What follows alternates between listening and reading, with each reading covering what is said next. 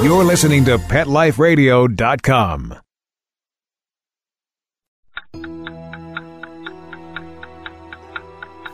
It's 11 o'clock at night.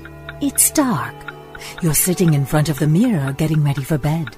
There's nobody else in the house. You see something move in the corner of your eye. You glance to your right, but you don't see anything. Another minute goes by, and you think you see movement again. So you slowly turn to your left, but again, the room is empty. You turn back around, and staring you face to face in the mirror is a cat. You jump back because you don't have a cat, and there's no cat in the room. But there he is, staring at you in the mirror. Welcome to Paranormal Pets, where you can always expect the unexpected. Each week we'll discuss all aspects of weird or spiritual animal encounters, ghosts, totems, psychic animals, animal souls, animal angels, and animals in religion, with a little cryptozoology thrown in. Now, step into the supernatural world of pets with your Paranormal Pets ghostly host, Brandy Stark. Hello and welcome to Paranormal Pets. I am your host, Brandy Stark, and we are going to continue with our series on the yokai. I think I'm finally going to get to the Kitsune. I think I've been talking about this for 4 episodes, or at least 3 others. This is the 4th. The Kitsune is the supernatural spirit of the fox. So we'll catch up and get going with that in just a few minutes, and right after these messages. Now, time for something really scary. A word from our sponsors.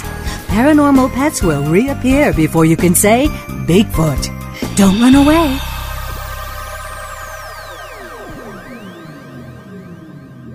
Not pumped about cleaning the litter box? Try World's Best Cat Litter Zero Mess, the litter that gives you 2 times better clumping and more odor control with less litter. That's right, you scoop once and you're done. No chiseling, no scraping, no crumbling, no problem. Looking for fast and easy litter box cleanup? Zero Mess. Try it. You're welcome in advance. Save $2 on World's Best Cat Litter. Visit www.saveonworldsbest.com. Let's Talk Pets on PetLifeRadio.com.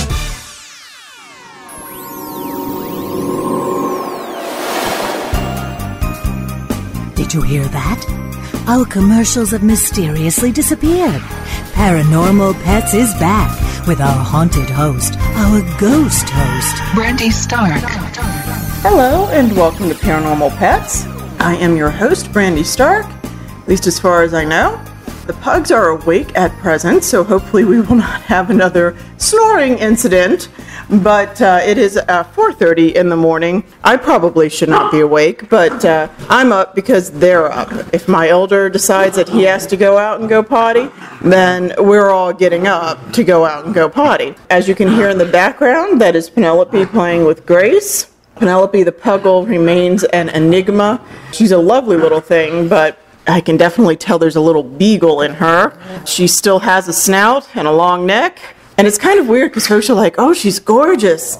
And I don't know. I look at her, I think she's a beautiful dog. And see, that's the problem. Pugs are not dogs. Pugs are small, slightly misshapen people. And they have these awesome profiles. And they're so distinctive. And I have to explain the puggle. So I just am getting used to that. She is half pug, but the beagle definitely shows in her. But she's still a good girl.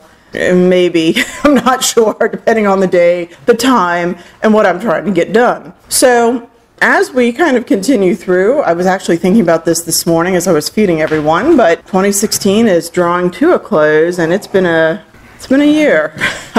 I find it very interesting because almost everybody that I've spoken with and that I've met, and I myself, we're all just tired. 2016 has been exhausting. It's not been a really good year. Now, I tend to be an odd year person anyway. Odd people like odd years.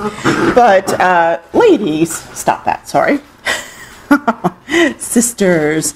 Anyway, 2016, it just has left people really, really tired. The artist community, I kind of get the same feel. I know personally, for me, it was kind of this series of, back and forth within the same week, sometimes the same day, you would have these phenomenal events, these wonderful things like being accepted to show at the Dali or having a piece accepted. I have a piece right now at Amalie Arena, which is down in Tampa. It's where the Lightning play.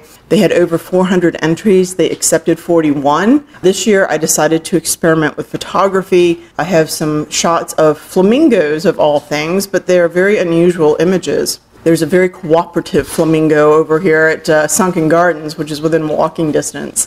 And I'll be darned, I've been doing, I think they're 18 by 24 inch size photos, prints of these, and it got in. But I think the art is the only thing that's moved for me this year, and that in and of itself is weird. I was cleaning up the art studio. Since 2010, I guess I've gotten about 14 ribbons for my art. 7 of those ribbons came from the second half of 2016. Now, it's not as impressive as it sounds because 5 of them are merit and honorable mentions, but quite frankly, that's more than I've gotten. So it's just been weird. The election, we won't talk about. Even with the work, things have been, just very unusual, things that you wouldn't see coming, happening, and I don't know. I hope 2017 is a better year. My numerologist friends tell me that 2016 on whole was a 9-year and that 2017 will be a 1-year. So apparently what this means is 9 is the end, closure and moving to something else, whereas a 1-year is new beginnings. And based on everything that I've seen, there are going to be a lot of new beginnings. I just hope they're good.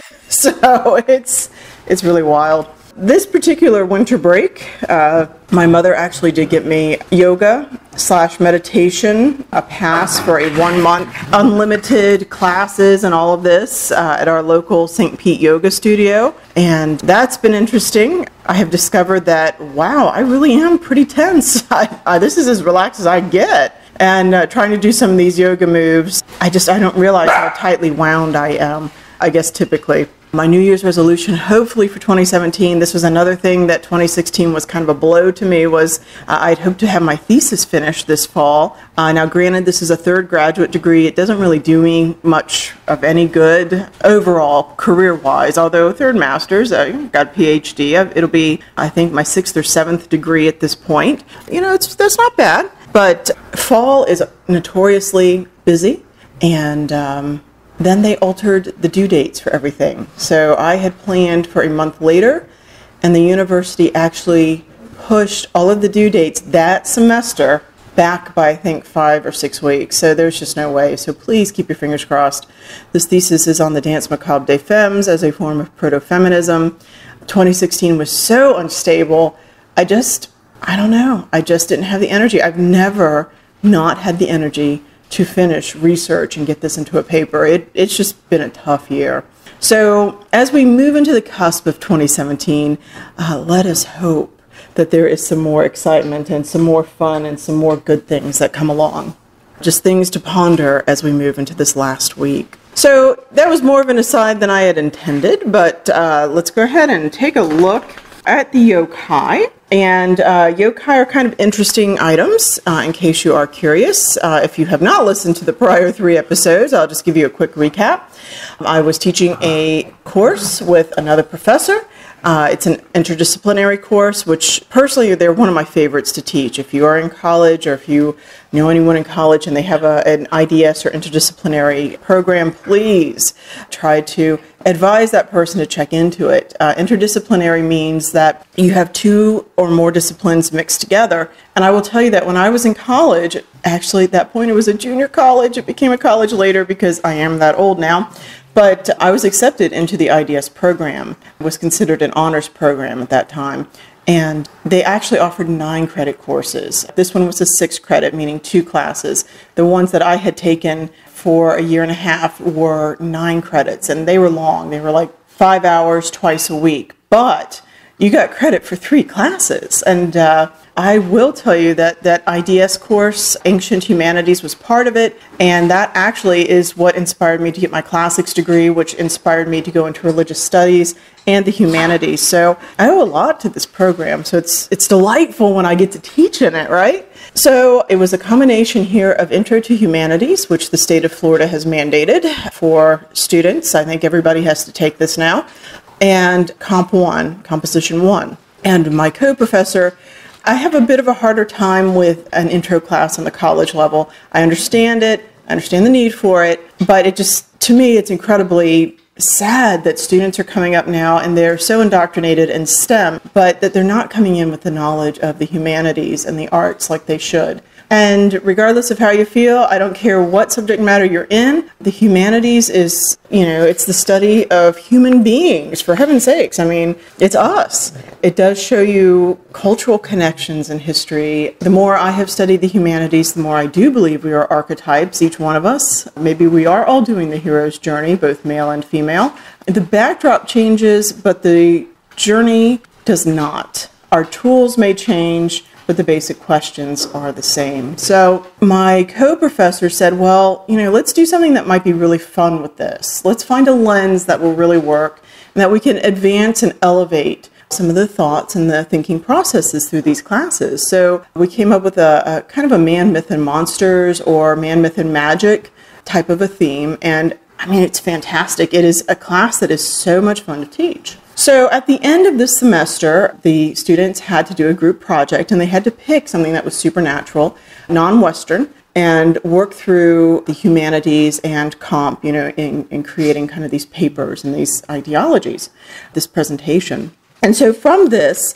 one group chose the yokai, which the yokai are still very hard to define. They're a very difficult subject, primarily because they are so expansive. Yokai, again, encompass things from urban legends to ghosts to animal spirits or indigenous culture. I mean, you do get a little bit of the very Japanese-ness, right, of Shinto.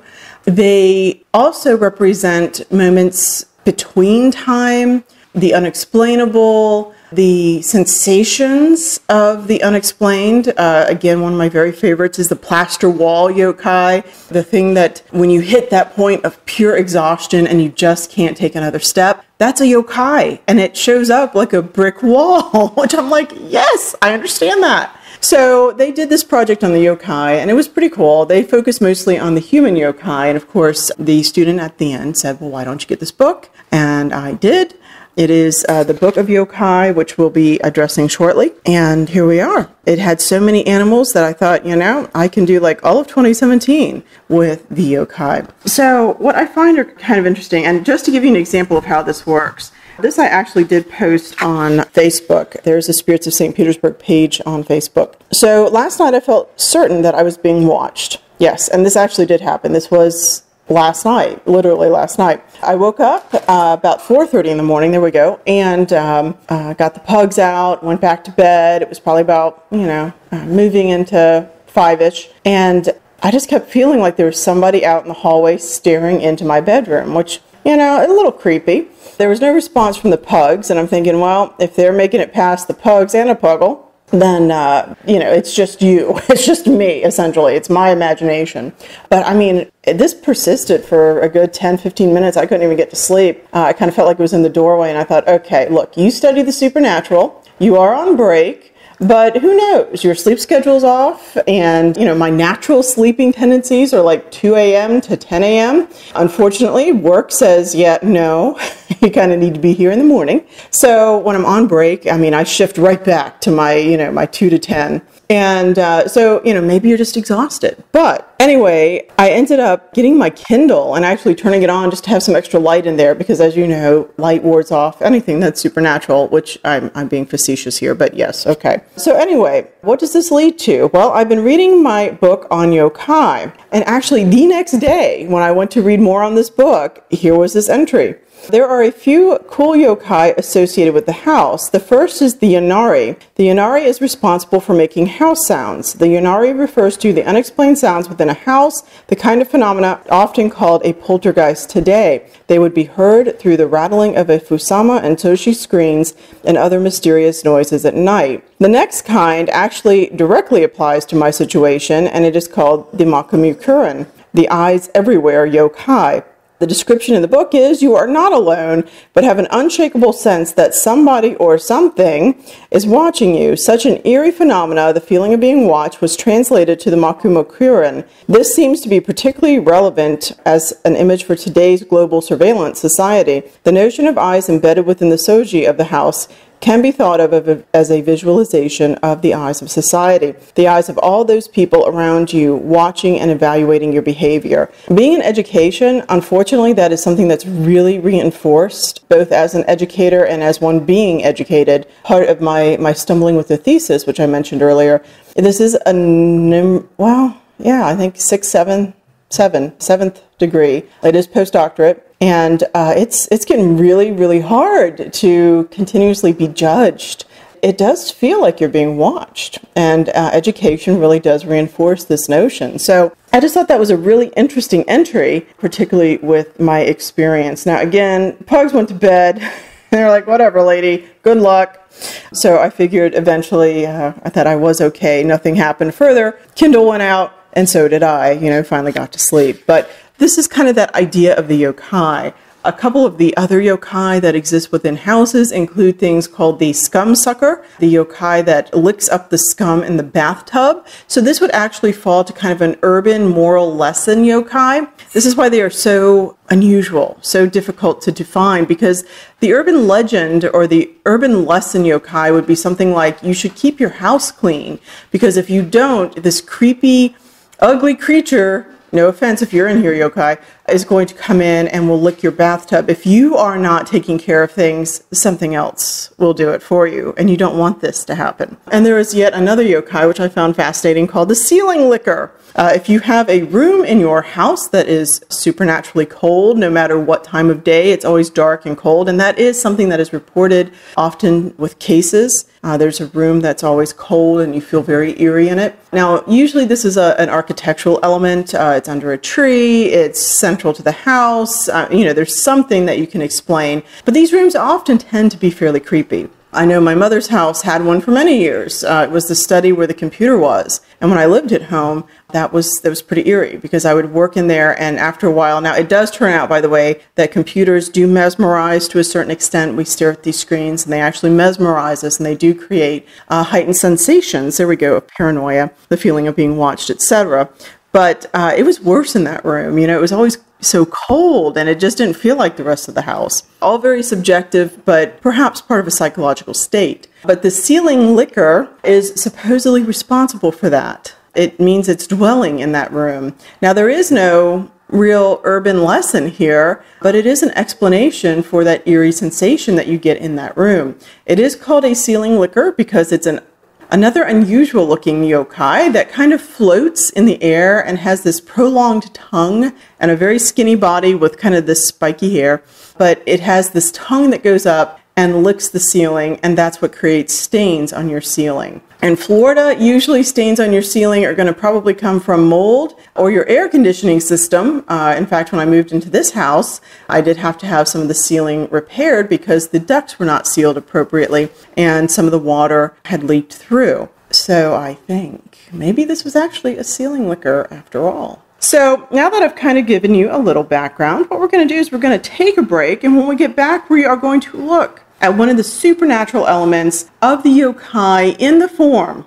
of the spirit fox. If you have watched anime, the spirit fox will show up. Older anime series, because I like the old stuff a little bit better, but things like Inuyasha, where you have the son of the demon dog, right, who's very much associated with the moon, which is kind of interesting. But Inuyasha, when the moon is new, he is fully human, but during the rest of the month, he actually exhibits features of the son of a demon dog, essentially, this supernatural dog figure. Now, dogs happily in the yokai world are friendly, and they're usually something that protects us. The foxes can be tricksters. They oftentimes are shapeshifters. But he did have a little fellow that came along with him, was kind of an orphaned Kitsune creature. Naruto's another one where you have a nine-tailed fox that reincarnates into the form of a human. So some kind of cool stories here. But we will kind of pick up with that, as promised, right after these messages. We'll be right back.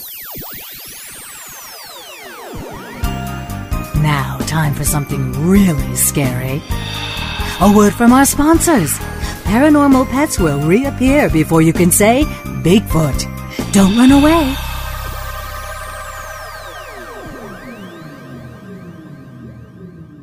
They called it elephant skin. It was rough, wrinkly, like a Brillo pad. His hair was falling out in clumps. Petey stopped eating and all his hair fell out. Our golden retriever, Sundance, he scratched incessantly. There was hair all over. DINOVITE.com. 859-428-1000. The omega-3 fatty acids. Flaxseed, zinc, alfalfa. The digestive enzymes that are cooked out of regular dog food. Dinovite is nutrition. Within 2 weeks, the shedding slowed down to almost none. The scratching went away after a few days, and Sundance's coat was starting to get shiny and glossy. It's a 180 turnaround. His skin has cleared up. He's not in pain. If your dog has shedding, dry skin, excessive scratching, do the Dinovite. 859-428-1000. 859-428-1000. Dinovite for life. DINOVITE.com. Let's talk pets. Let's talk pets On Pet Life Radio. Pet Life Radio. PetLifeRadio.com.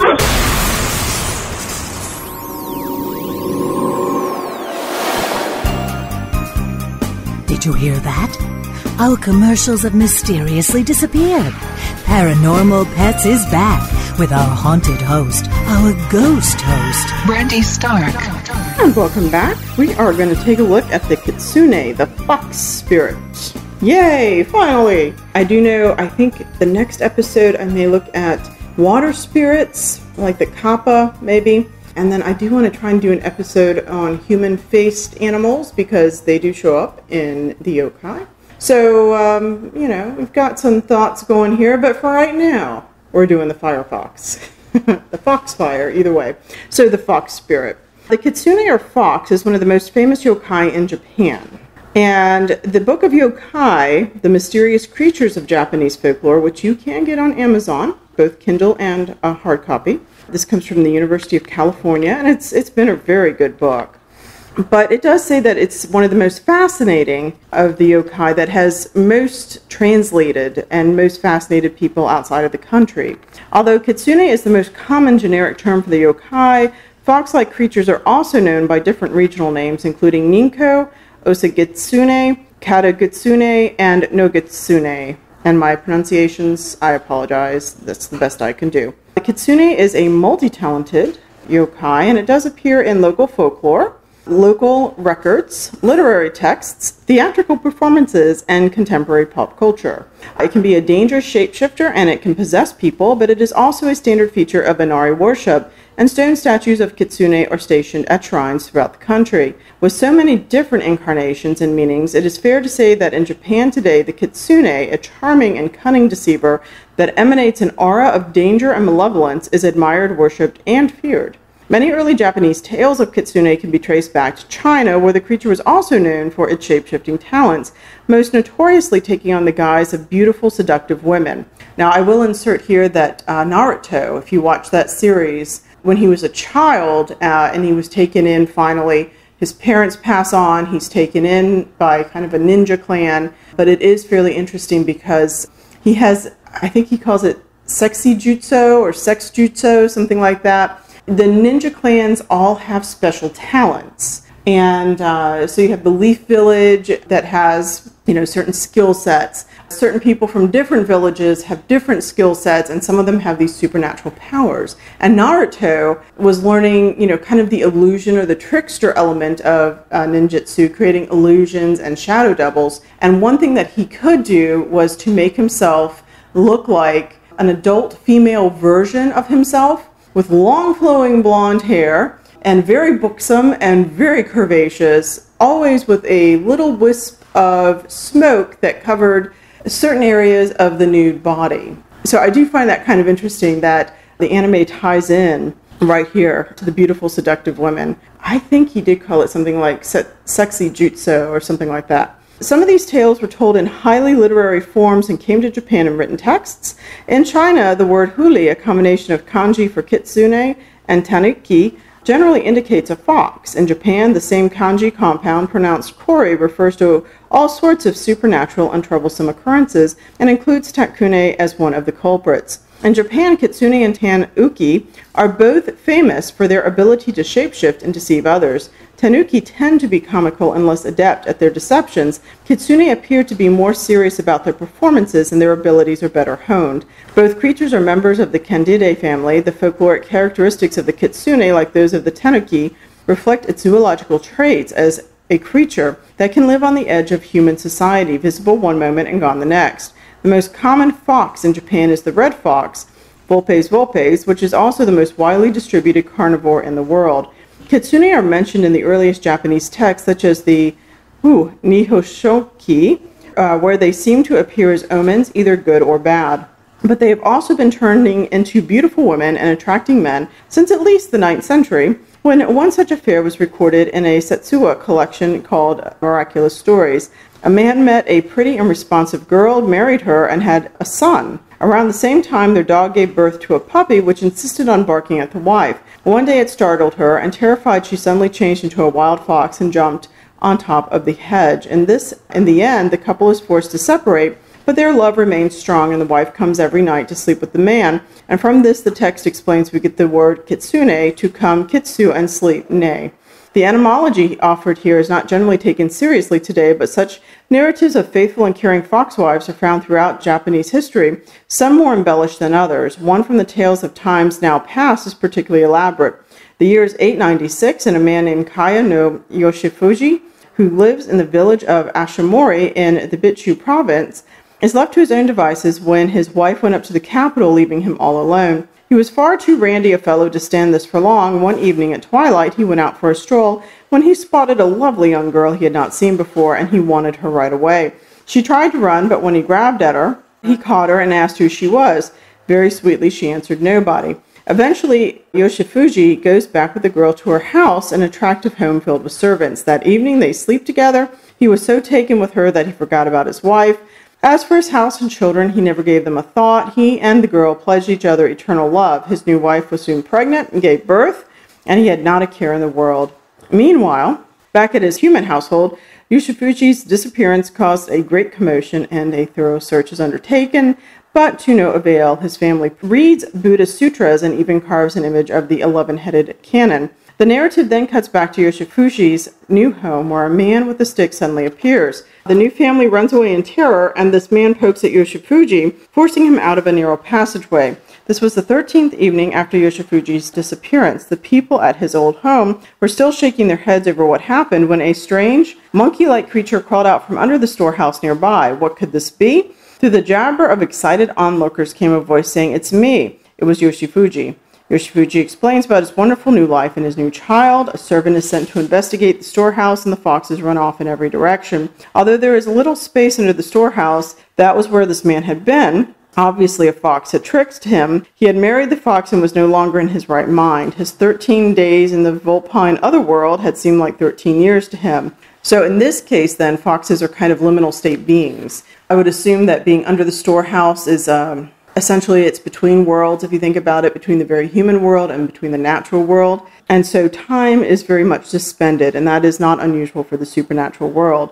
The monk is summoned to pray for him and to exorcise him, and he is bathed over and over, and he finally became himself and was horribly embarrassed by the whole incident. But he lived on in good health for another decade and died in his 61st year. Another famous example was the story of Abe no Yashuna, father of the great Abe no Seimei. Yashuna was said to have married a white fox called Kazunoha. The legend appears at least as early as 1662 in a written work called Abe no Seimei Monogatari, the tale of Abe no Seimei, but it garnered great popularity throughout its later dramatization in both puppet theater and kabuki. The most famous scene in the kabuki version is the henshin transformation, in which an actor performs a quick change from human to fox, a stunt that not only flaunted an actor's skill and the special effects of kabuki, but also played off the kitsune's notorious shape-shifting powers. Tales of foxwives were collected as late as the 20th century. There's actually one tale that says a man went to get his wife and discovered that she had doubled. There were two of her in the room. They looked indistinguishable. He could not decide which was the real one. He asked all sorts of questions, which they could both answer. And finally, he thought one of them was not just quite right, so he shooed her away and kept the other woman. In the years that followed, the household prospered and she gave birth to 2 boys. One day, the boys were playing hide and seek and noticed their mother had a tail. Whoops, selected the wrong wife. Now that her true nature had been discovered, the fox wife could no longer stay with the family. However, she did help the family out by making the rice fields appear that there was no rice. So when the tax collector came, he would not charge them, because essentially it was an agrarian society. But when they brought the stalks inside, there was rice on them in the house. So they were able to sell this without taxes, without having to pay taxes, and they made a bundle of money. Kitsune are connected with the worship of Inari, the kami of rice fields. And actually my mother has a sculpture of this, of the god of rice. He's a cute little chubby guy. Depending on the time and place, Inari had also been associated with farming, fishing, fertility, prostitution, and even warfare. Inari worship was in some form. It has probably existed since the Nara period, but it was not until the 11th century or later that foxes became linked with it, and not until the Edo period that Inari shrines proliferated throughout the country. According to some statistics, they might be 40,000 of them today. It is not a deity itself, but the messenger or the attendant of Inari. So sometimes you will actually find stone foxes standing with the Inari shrines in Japan. Interestingly enough, Kitsune could possess you. If you were possessed by a fox spirit, you had Kitsune Tsuki, fox possession. There are a couple of interesting stories here where they actually say you had to exorcise this fox spirit. Once someone in a certain house was possessed by a spirit, and when he had been transferred to a medium, it spoke through her and as follows: I am no evil spirit, only a fox who happened to come wandering by. I have a young family at home in my den who are hungry, so I came in here because it seemed to me that this place would have food. Please give me a feed of rice cakes and I'll go. The place had rice cakes made and offered a tray to the girl, who ate a few and said how delicious they were. She only pretended it was a fox possessing her because she wanted some rice cakes, grumbled the onlookers. The spirit then spoke again. Will you please let me have some paper so I can wrap this up and take it home for the old lady and my children to eat? A large parcel of rice cakes was wrapped into 2 pieces of paper, and the girl stuffed it down inside of her dress, with the end sticking out by her chest. Now she said to the exorcist, drive me out and I'll go away. Out, out, he cried, and the girl stood up, after which she fell flat on her face. She got up, and the parcel in her dress was missing. So I guess the idea is that the fox spirit took it with. Oh, this is kind of a fun story. There was a man who was possessed. A monk was trying to exorcise him, and as long as he chanted certain prayers, the man was sane, but as soon as he stopped, the possession happened again. Eventually, the patient died, and a year later, one of the monk's own disciples is lying sick in the same room. A visitor comes to see the monk and happens to tie his dog to a post. The monk sees the dog struggling hard against its chain and tells the visitors to set it free. The dog ran into the room and came back out with a fox in its mouth. Although the visitor tried to restrain the dog, it would not release the fox, but bit it to death. It was evident that the dead person had been reborn as a dog to take revenge on the fox. So the man who was possessed by the fox spirit and died from this possession was reincarnated into a dog, came back, and killed the fox that possessed it. That is a cool story. If you were possessed by a Kitsutsuke type possession, you would eat gravel, ashes, hair, or combs, wander the mountains and fields making piles of stones, jump into rivers, or run into the mountains. There's a very famous Western man who moves to Japan. His last name is Hearn, and he says, strange is the madness of those into whom the demon foxes enter. Sometimes they run naked, shouting through the streets. Sometimes they lie and froth at the mouth and yelp as a fox yelps. This phenomena still exists today, and interestingly enough, and I do remember this when I was doing my research on werewolves, it does connect somewhat to a lycanthropy. This is called allopicanthropy.